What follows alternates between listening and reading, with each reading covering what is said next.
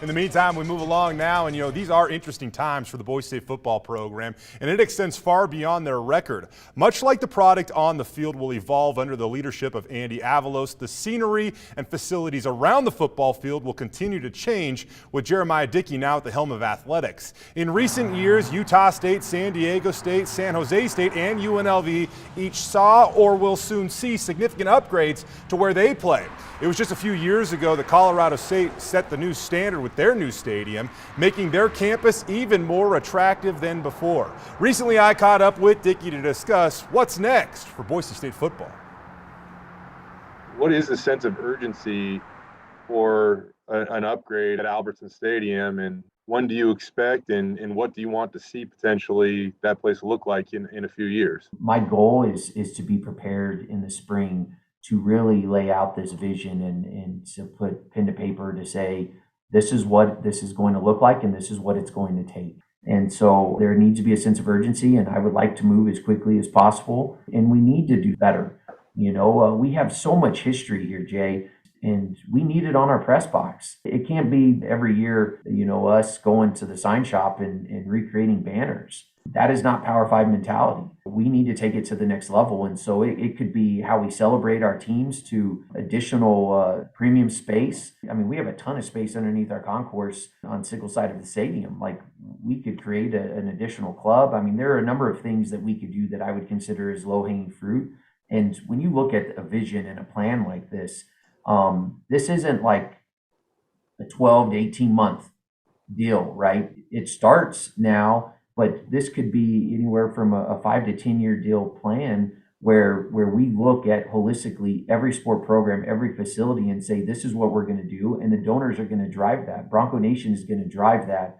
And I'm going to drive that. And it can be done. I know it can be done. It was actually a year before you were hired. Boise State released some renderings of the east side of the stadium. Are those renderings still significant in any way? And from a structural standpoint, we've heard about maybe bowling in one of the other sides. Would that cause other projects like at the athletic center? If you guys choose that side, would you guys have to tear down and rebuild that too? Potentially, one on the renderings. I think any visual is good for our fans to, and for our potential student athletes, et cetera, to wrap their head around what we're thinking. And there's so many different options and opportunities with this. I mean, you look at what other institutions have done, and we've talked about the east side, but are we better served at something in the end zone that very much becomes the heart and a one-stop shop or a centralized location that we run everyone through, fan and student athlete, and creating some additional space and still impacting the east side of the stadium, from a concourse and concessions, et cetera, and things that aren't necessarily fun, but very much needed as I've walked the concourses and seen how it operates on a game day. So yeah, does it help us? For sure. Is that the finished product? Absolutely not. And I would expect us to have updated renderings and other things that we'll be able to utilize as we go out and tell and sell this story. You obviously have to raise money to cover all this. Is there any idea how much you anticipate you're going to have to raise, and what are potential ways to generate more income? I mean, heard the ideas of sports cryptos, NFTs. Can the state do anything to better assist the Boise State Athletic Department? Yeah, great question. And I'll start with the additional revenue, in what I call buckets. What are those buckets that we're going to have to pull from? Everything counts, everything matters. So it's increasing our sponsorships. It's doing a membership drive. We have to be so intentional with what we're doing moving forward. Bronco Nation is strong. We have a little under 4,000 members. We need to be at 10,000. And someone had asked me, is that based on comparisons with the Big 12?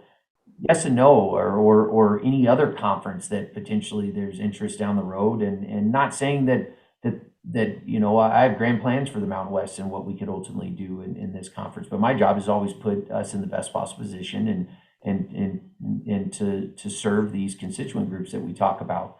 But you look at the membership. We are very much looking at every dollar counts and what does that look like and what is that pipeline. You go back, we haven't done a capital campaign. I think the last one ended, in 2012. And we should always be in a campaign. And so having a membership drive and really driving that pipeline that will ultimately impact, who we go out to and ask. You don't get what you don't ask for.